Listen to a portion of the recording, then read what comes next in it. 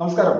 കേരളത്തിന്റെ മുഖ്യമന്ത്രി പിണറായി വിജയൻ പല ഘട്ടങ്ങളിലായിട്ട് വിദേശ യാത്രകൾ നടത്തുന്ന ഒരു കാഴ്ചകൾ നമ്മൾ പലപ്പോഴായിട്ട് കണ്ടിട്ടുണ്ട്. കേരളത്തിന് എന്തെങ്കിലും ഒരു പ്രത്യേക ഗുണം അതുകൊണ്ട് ഉണ്ടായിട്ടുണ്ടോ എന്ന് നോക്കിക്കഴിഞ്ഞാൽ ഒന്നുമില്ല എന്നുള്ളത് തന്നെയാണ് നമുക്ക് എല്ലാവർക്കും മനസ്സിലാക്കാൻ സാധിക്കുന്നത്. പ്രളയം പ്രളയത്തെ സംബന്ധിച്ചുള്ള വിഷയം പഠിക്കാനായിട്ട് പല സ്ഥലങ്ങളിൽ പോയിട്ടുണ്ടായിരുന്നു. അതൊക്കെ എന്താണ് ഇപ്പോൾ നടന്നുകൊണ്ടിരിക്കുന്നത് എല്ലാം നമ്മൾക്കറിയാം. ഈ സമയത്ത് അത് അവസാനമായിട്ട് കുവൈറ്റിൽ കുറച്ച് മലയാളികളോടെ ഈ ഒരു കെട്ടിടത്തിൽ തീപിടുത്തത്തിൽ മരിച്ച സമയത്ത് പോലും കേന്ദ്ര സർക്കാർ ചെയ്യേണ്ട കാര്യങ്ങൾ മാത്രമേ അവിടെയുള്ളൂ.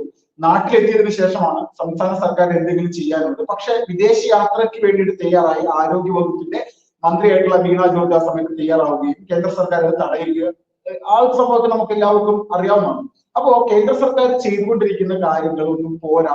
കേരളത്തിന് പ്രത്യേക ഒരു വിദേശകാര്യ വകുപ്പ് സംവിധാനം തന്നെ വേണമെന്നുള്ള ആഗ്രഹത്താൽ നമ്മുടെ കേരളത്തിന്റെ മുഖ്യമന്ത്രി പിണറായി വിജയനും LDF സർക്കാരും ഒരു പ്രത്യേക സംവിധാനങ്ങളൊക്കെ രൂപീകരിക്കാനുള്ള തയ്യാറെടുപ്പിലാണ്. അതിന്റെ ആദ്യത്തെ പടിയെല്ലാം അവര് ആ ഒരു നടപടിക്രമങ്ങൾ നടത്തിയെന്നുള്ള ഒരു വിവരമൊക്കെ വരുന്നുണ്ട്. ഇതിനെ കൃത്യമായിട്ട് മോദി സർക്കാർ തടയിട്ടു എന്നുള്ളൊരു വാർത്തയും വരുന്നു. അപ്പൊ ഈ വിഷയത്തിൽ പ്രതികരിക്കാനായിട്ട് BJP കർഷക മോർച്ച ദേശീയ ഉപാധ്യക്ഷനായിട്ടുള്ള അഡ്വക്കേറ്റ് ജയസൂര്യ സാറാണ് നമ്മോടൊപ്പം ചേർന്നത്. സാർ നമസ്കാരം. നമസ്കാരം. നമസ്കാരം സാർ, എന്താണ് ഈ ഒരു പിണറായി വിജയൻ സർക്കാരിന്റെ പുതിയ ഒരു വിദേശകാര്യ നയത്തെ സംബന്ധിച്ച് എന്താണ് പറയാനുള്ളത്? വിദേശകാര്യവും കൂടി കയ്യിലെടുക്കാനുള്ള ഒരു ശ്രമം പിണറായി സർക്കാർ ആരംഭിച്ചു എന്ന് വേണം കരുതാൻ. വിദേശ സഹകരണ വകുപ്പ് എന്ന് പറഞ്ഞൊരു വകുപ്പ് രൂപീകരിക്കുകയും അതൊരു ഗവൺമെന്റ് ഓർഡർ ആയിട്ട് പുറപ്പെടുവിക്കുകയും വാസുകി IAS എന്ന് പറഞ്ഞ ഒരു ഉദ്യോഗസ്ഥയ്ക്ക് അതിന്റെ ചുമതല കൊടുക്കുകയും ചെയ്തു എന്നാണ് വാർത്തകളിൽ നിന്ന് മനസ്സിലാവുന്നത്. അതായത്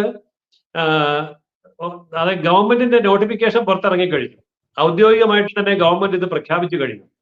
അതിനായി ഒരു IAS ഉദ്യോഗസ്ഥയെ ചുമതലപ്പെടുത്തുകയും ചെയ്തു എന്ന് പറയുമ്പോൾ ഗവൺമെന്റ് ഇതിന്റെ പുറകിൽ കാര്യമായ ഒരു ഹോംവർക്ക് നടത്തിയിട്ടുണ്ട്, കാര്യമായ ചർച്ച നടത്തിയിട്ടുണ്ട്, പഠനം നടത്തിയിട്ടുണ്ട്.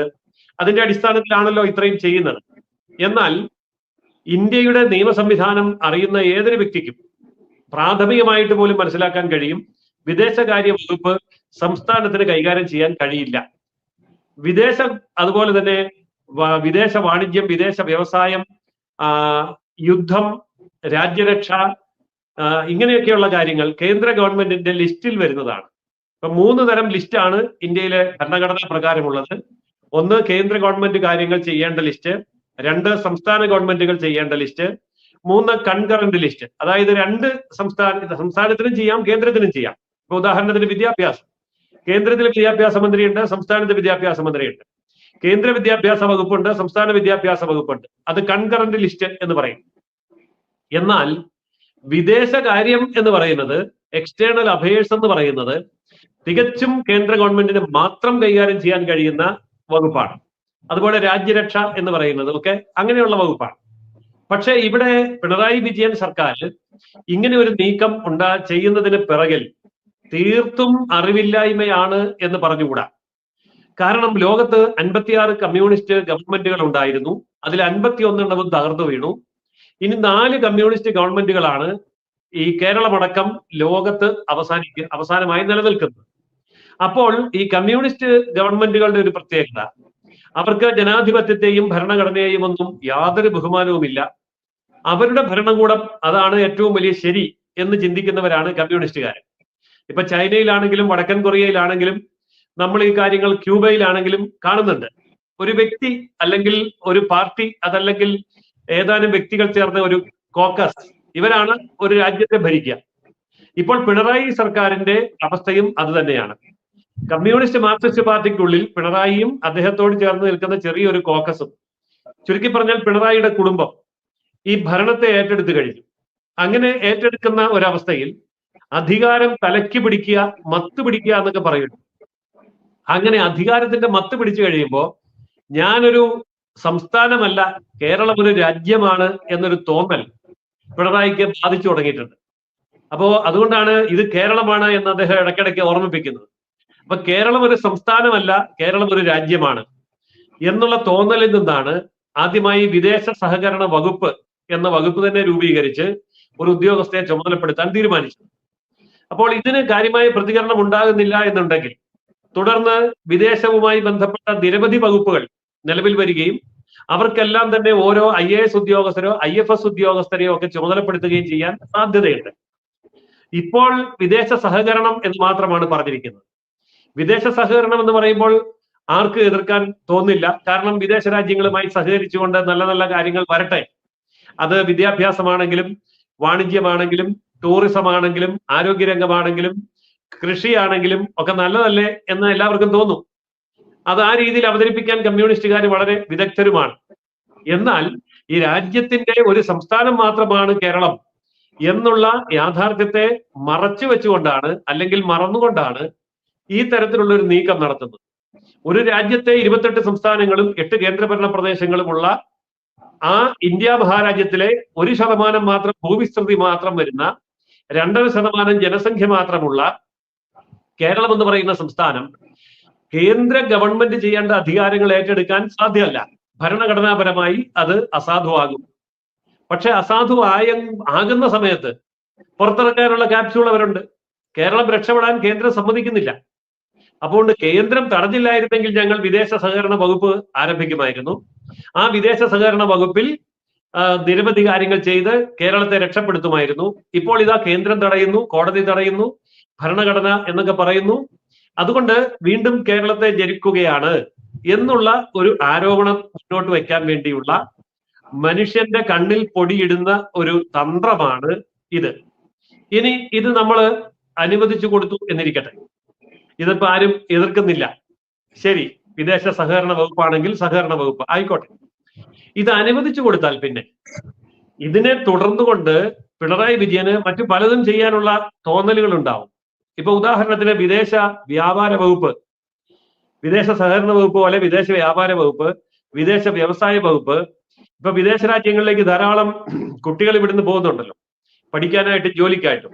അതുപോലെ വിദേശ വിദ്യാഭ്യാസ വകുപ്പ് എന്ന് തുടങ്ങി കുറെ വകുപ്പുകളൊക്കെ ആയി കഴിയുമ്പോൾ സ്വന്തമായിട്ട് വിദേശത്തേക്ക് അംബാസഡർമാരെ അയക്കാനും പിണറായി വിജയൻ മടിക്കില്ല.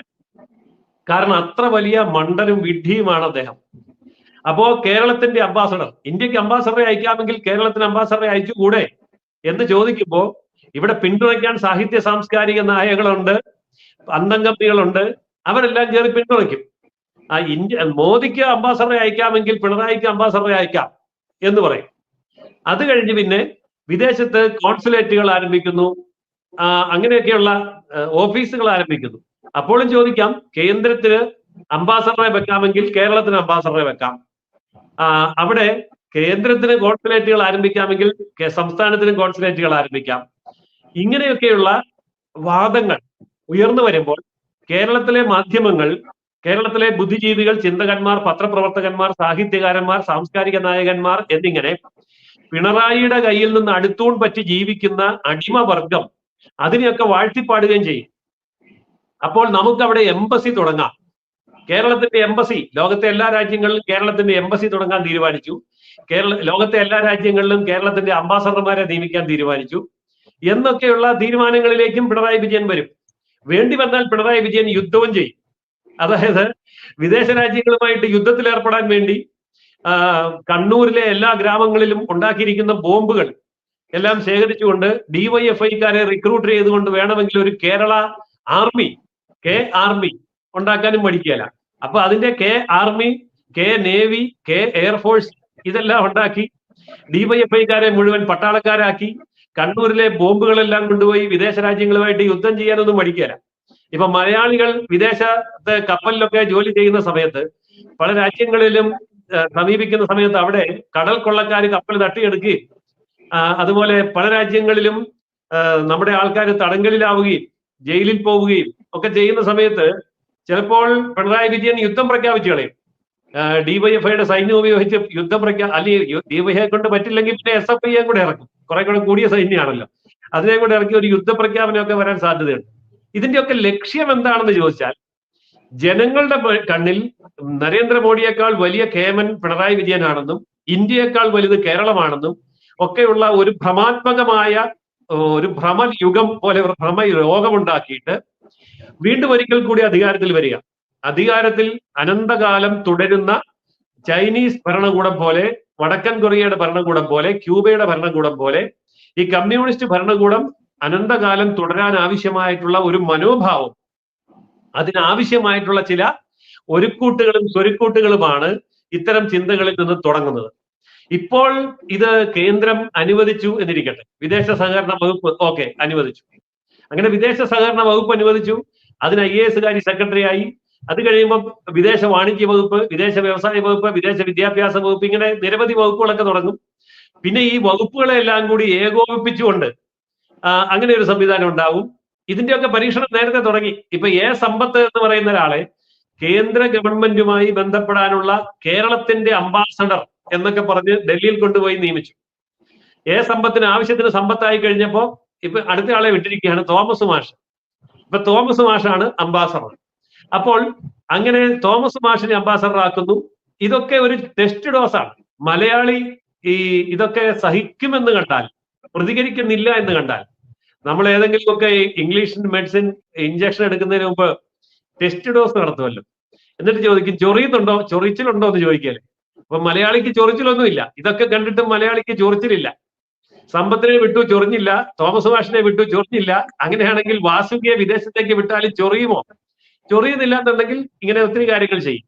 അപ്പോൾ അന്താരാഷ്ട്ര തലത്തിൽ നിൽക്കുന്ന കമ്മ്യൂണിസ്റ്റ് ഭരണകൂടങ്ങളെ ബാധിച്ചിരിക്കുന്ന ആ മതിഭ്രമം, അധികാരത്തിന്റെ മത്തുപിടിച്ച മതിഭ്രമത്തിലാണ് പിണറായി വിജയൻ ഇതുപോലെ നിയമവിരുദ്ധവും ഭരണഘടനാ വിരുദ്ധവും രാജ്യവിരുദ്ധവുമായ കാര്യങ്ങൾ ചെയ്യാൻ ഒരുങ്ങുന്നത്.